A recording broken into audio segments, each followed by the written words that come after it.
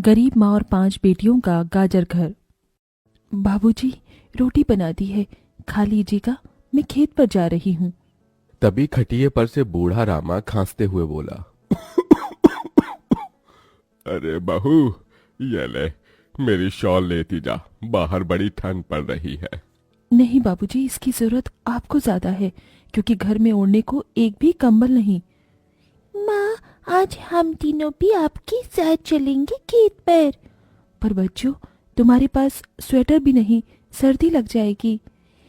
माँ, जल्दी तो आपको, गुलिया दीदी और तानी दीदी को भी लगेगी। अगर हम जब एक साथ मिलकर खेत पर काम करेंगे तो ज्यादा पैसे आएंगे और फिर हम कंबल खरीद लेंगे। मेरा राजा बेटा कितना समझदार हो गया है, माँ के दुख को समझने लगा है। सरिता अपने बच्चों के साथ खेत पर आती है, जो कि जंगल के पास पड़ता था। बच्चों, हमें आज के आज खेत जोतकर गाजर की फसल बोनी है। सरिता की चारों बिटिया और राजा भी कड़ी मेहनत से बंजर खेत को जोतते हैं और खेती करते हैं। दिन बीतते हैं। एक रोज जब सरिता घर आती है तो वो अपने पति को घर में जुआ खेलते देखती है। अरे बिरजू, भूख लगी है। ये ले, दारू 2 घूंट मार ले। अरे खाली दारू, इसके साथ कुछ चखना मिल जाता तो मजा आ जाता। अरे देख बिरजू, तेरी लुगाई आ गई। बिरजू को घर में जुआ खेलते देखकर सरिता बौखला कर बोली, अजी, तुमको शर्म नहीं आती? घर में जुआ खेलते और दारूबाजी करते। तो फिर बोली, अरे जानती नहीं, पति परमेश्वर होता है और पत्नी की जगह पति के पैरों में होती है। चल जल्दी से मेरे लिए अंडा ऑमलेट बना और गरम रोटी भी। तुम्हें अब मुफ्त का खिलाने को राशन नहीं मेरे पास। 6 बच्चे हो गए हैं, जानती भी हो इन सब का पेट कितनी मुश्किल से पाल रही हूँ मैं। तुम्हें तो जिम्मेदारी से मतलब ही नहीं। घर में बूढ़ा बीमार पिता है, तुम तो कमाने गए थे ना, फिर क्या हुआ? आते ही पैसे मांगने लगी। पति ने खाया पिया कि नहीं ये तेरा बाप पूछेगा। नशे में तो बिरजू सरिता से अकड़ते हुए अपनी चमड़े की चप्पल निकालकर उसे बहुत पीटता है। ये ले, और लड़ाएगी जबान? मैं कमाता नहीं तो क्या इस घर में मेरी इज्जत नहीं होगी? ये ले। बचाओ, ओह बचाओ, माँ को मत मारो पिताजी। तभी लड़खड़ाते हुए बिछौने से उठकर बूढ़ा रामा कहता है, छोड़ दे बहू को, निकल जा इस घर से तू, और फिर कभी शक्ल मत दिखाना। अरे ये मेरा घर है, मैंने बनाया है इसे। बिरजू चला जाता है। तभी रामा रोते हुए बोलता है, अरे जाने कैसे उड़ाऊं बेटे को जन्म दे दिया है मैंने।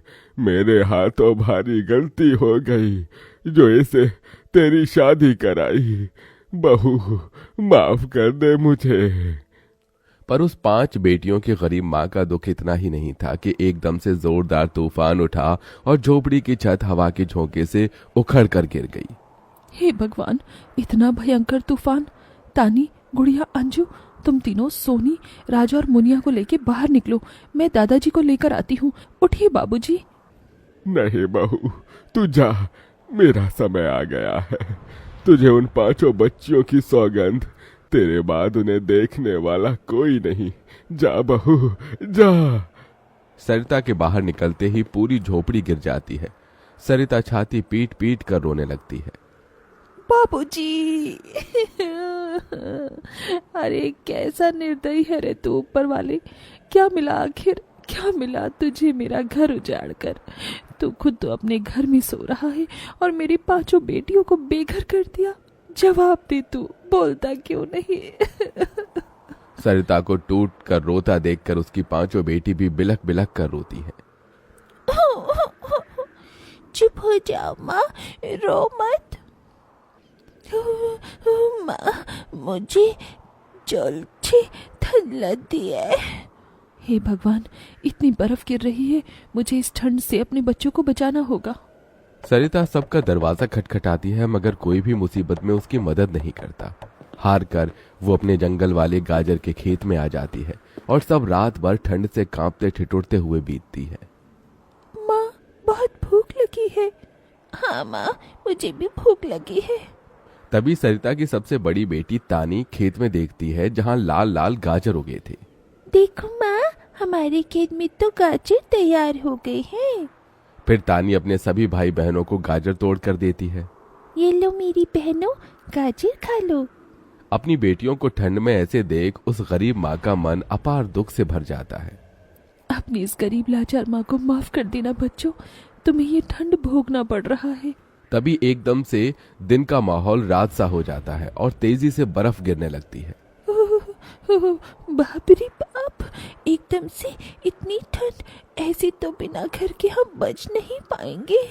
तभी सरिता अपना आंचल उन पर उड़ाती है, मगर बच्चे थरथरा उठते हैं कि एकदम से गुड़िया कहती है, माँ, तानी दीदी, हम अपना घर बना सकते हैं। मगर कैसे बिटिया, हमारे पास पैसे भी तो नहीं। माँ देखो, हमारे खेत में कितने सारे गाजर उगे हैं, हम इसी से अपना घर तैयार करेंगे, पर हम सबको साथ मिलकर मदद करनी होगी। राजा बेटा, जब तक कि हम गाजर घर तैयार नहीं कर लेते, तुझे अपनी छोटी बहनों का ख्याल रखना होगा। रखेगा ना? हाँ माँ, रखूंगा। सरिता आग जलाकर अपने दोनों सबसे छोटे बच्चों को उसके पास बिठा देती है और खुद अपनी चारों बेटियों के साथ उस भयंकर ठंड में गाजर घर बनाने लगती है। अंजू, सोनी, गुड़िया, तुम दोनों मुझे और तानी दीदी को गाजर तोड़ तोड़ कर दो, हम घर बनाते हैं। ठीक है माँ। गरीब माँ बेटियां मिलकर गाजर घर बनाती हैं, मगर घर एकदम से ढह जाता है, जिससे सरिता दुखी हो जाती है। कितनी मेहनत से ये गाजर घर बनाया था हमने, मगर सारी मेहनत बेकार चली गई। तभी चारों बेटियां रोते हुए गाकर अपनी माँ को हिम्मत देती हैं।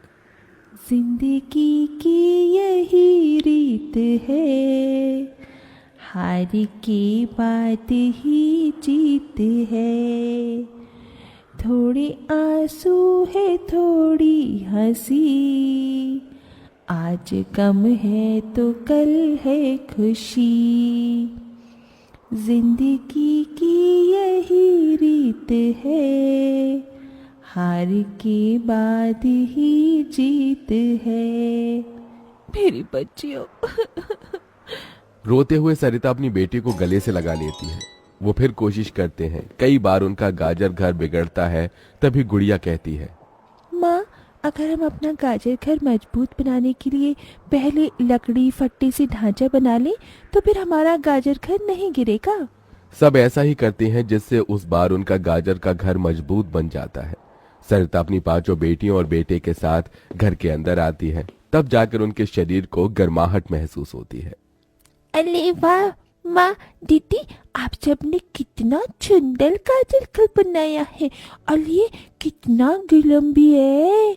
तभी सरिता अपने बेटे बेटियों का मुंह देखती है। सबकी आंखों में भूख थी। मैं जानती हूँ तुम सबको भूख लगी है ना, अपनी माँ को एक दिन दे दो, मैं कल काम ढूंढ लूंगी। ठीक है, आज हम ये गाजर खाकर सो लेंगे। आप भी खा लो ना माँ, आपने 2 दिन से कुछ नहीं खाया। सोनी अपने नन्हे हाथों से अपनी गरीब माँ को गाजर खिलाती है। अगले दिन सरिता ठंड में इधर से उधर काम ढूंढने भटकती रहती है, मगर कोई उसे काम नहीं देता। इधर अब उसके खेत के गाजर भी खत्म हो गए थे, जिससे उसकी बेटियां भूखी थी और उसकी दुधमुही बेटी भूख से रोई जा रही थी। माँ, मुन्ना को भूख लगी है, उसे खाना चाहिए। छोटी बच्ची खाना नहीं खाती राजा, इसे दूध पीना है। हे बसुरी बजैया, एक माँ की ममता की इतनी भी परीक्षा मत लो कि वो अपने बच्चे को दूध भी ना पिला सके। तभी सरिता को द्वार पर एक गाय के रंभाने की आवाज सुनाई दी। माँ, लगता है बाहर गाय आई है। सरिता अपनी बेटियों के साथ बाहर आकर देखती है तो गाय के थन से दूध की धारा बहे जा रही थी। इस गाय के थन में कितना दूध गिर रहा है। सरिता गाय का गर्म दूध अपनी बेटी को पिलाती है। तभी गाय उसके खेत में जाकर गोबर कर देती है, जिससे एकदम से जादू होता है और खेत लाल चमकदार गाजर से भर जाता है। माँ, ये तो कोई जादुई गाय लगती है। देखो, हमारे खेत में कितने गाजर उगाए। हाँ गुड़िया, मैं जादुई गाय हूँ।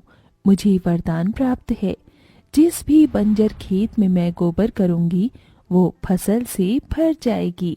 मैं इससे पहले भी तुम्हारे खेत में आई थी। इसका मतलब गौ माता, आपकी वजह से उस वक्त भी मुझ गरीब के बंजर खेत में गाजर उगी थी। आपका कोटि कोटि धन्यवाद गौ माता। माँ, तुम काम ढूंढ रही थी ना, अब मैं ढूंढना।